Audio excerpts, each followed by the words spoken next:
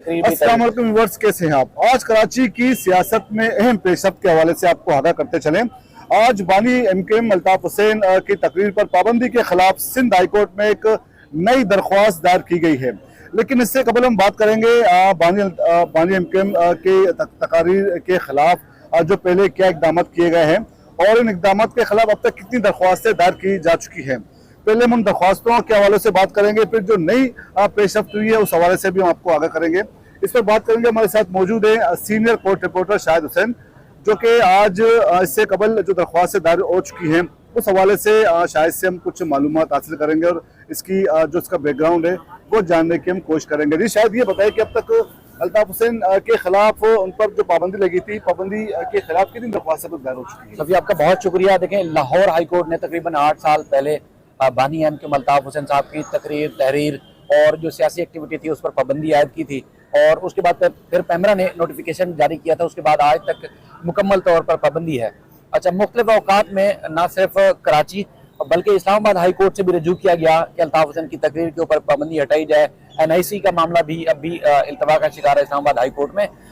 उसके बाद फिर अब एक नई दरख्वास्त आई है। नई दरख्वास्त में जो है वो लोगों को ज्यादा तवक्कुआत है क्योंकि जो दरख्वास्त गुजार है उनका काफी बैकग्राउंड जो है काफी मजबूत है। अच्छा, इससे पहले जो इस्लामाबाद हाई कोर्ट में केस ज़ेर समात है, उसमें अदालत ने तमाम फरीकैन यानी कि वफाकी हुकूमत, सूबाई हुकूमत, साथ साथ पैमरा और इसके अलावा जो रेगुलेटरी अथॉरिटीज़ हैं उनसे रिपोर्ट मांगी हुई है। अगले चंद दिनों में वहाँ पर भी समाअत मुतवक्के है क्योंकि वहाँ एक दरख्वास्त गुजार ज़ाती हैसियत में पेश हुए हैं जिनका ताल्लुक पंजाब से है और उसके बाद फिर उनके वकील का जो स्टांस है कि मादी में अल्ताफ हुसैन से पहले कभी ऐसा नहीं हुआ कि इतनी बड़ी तादाद में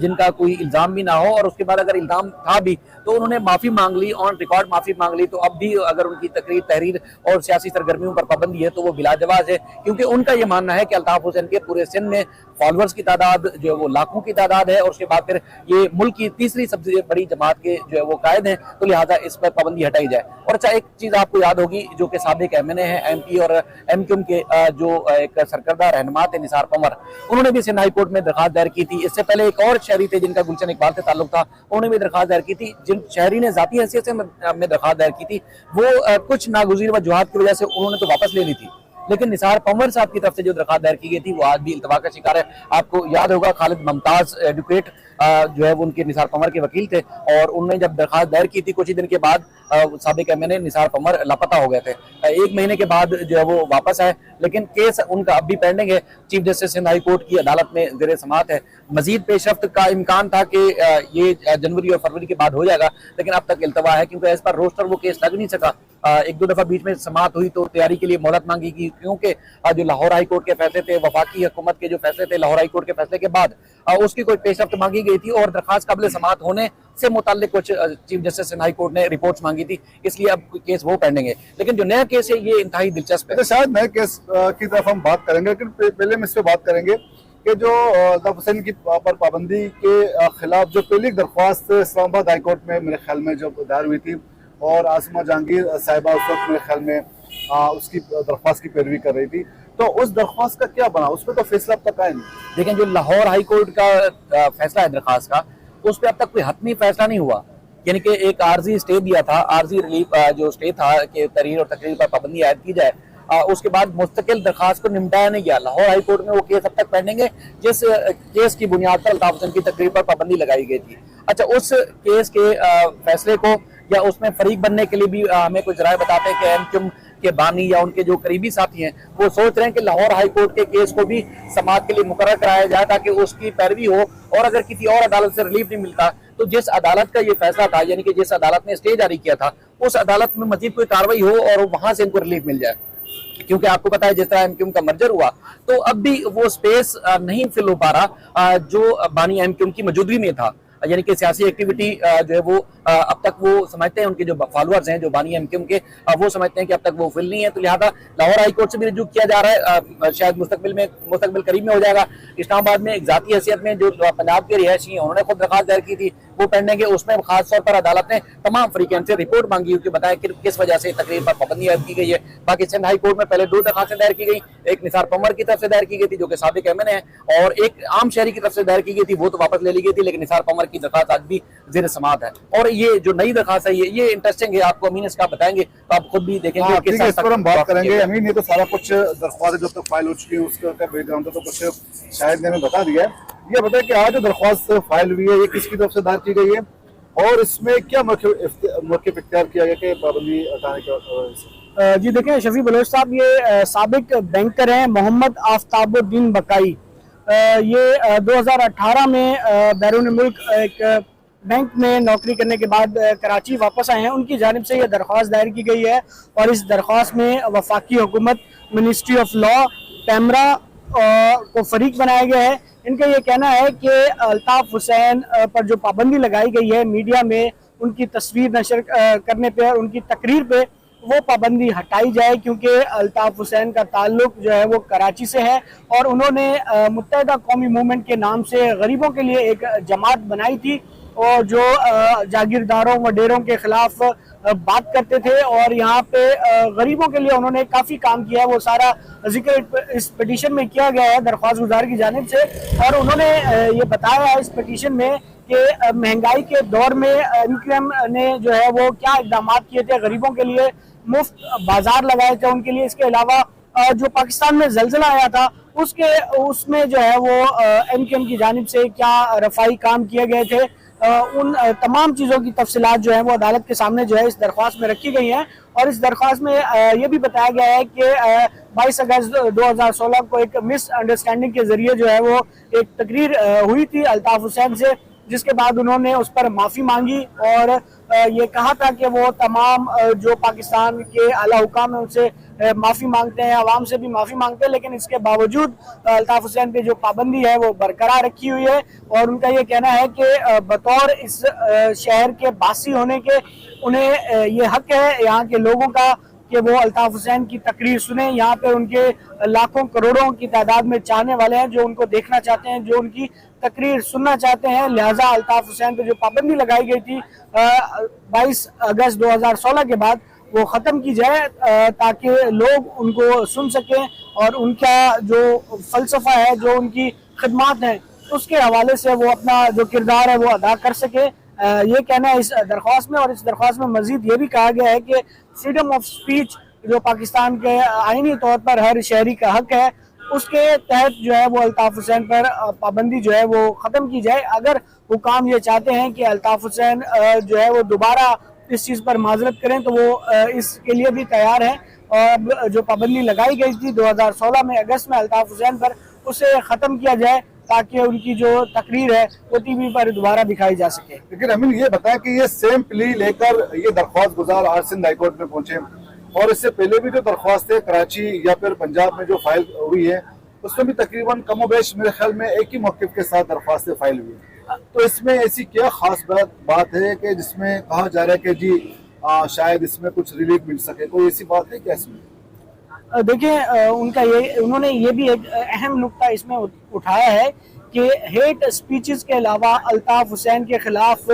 यूके और पाकिस्तान में कोई केसेस जो हैं वो नहीं है जिसमें उनको सज़ा हुई हो। केसेस तो ज़रूर बनाए गए उनके खिलाफ, लेकिन अभी तक कोई भी इल्ज़ाम हेट स्पीच के हवाले से उनके खिलाफ साबित नहीं हुआ और किसी भी अदालत ने उन्हें अभी तक कोई सज़ा नहीं सुनाई है जिससे ये साबित हो कि अल्ताफ हुसैन की जो स्पीच है उससे जो है वो एंटी स्टेट एलिमेंट जो है वो साबित हुआ हो या उनकी बातों से ये लगा कि वो मुल्क मुखालिफ जो है वो बात कर रहे हैं। उनका यही कहना है इस दरख्वास्त में कि अभी तक अल्ताफ हुसैन पर एक भी इस किस्म का इल्ज़ाम पाकिस्तान या पाकिस्तान के बाहर साबित नहीं हुआ है। लिहाजा पाकिस्तान के शहरी होने के नाते, क्योंकि वो इस मुल्क के रिहायशी हैं और सिंध हाई कोर्ट की जुरिसडिक्शन में वो रहते हैं, लिहाजा अदालत से ये इस्तदा की गई है कि अल्ताफ हुसैन पर जो पाबंदी लगाई गई थी उनकी तकरीर और उनकी तस्वीर मीडिया पर दिखाने से वो ख़त्म की जाए। मतलब सिर्फ उनकी स्पीच के हवाले से ये दरख्वास्त दायर की गई या बाकायदा सियासत में अमली तौर पर उनकी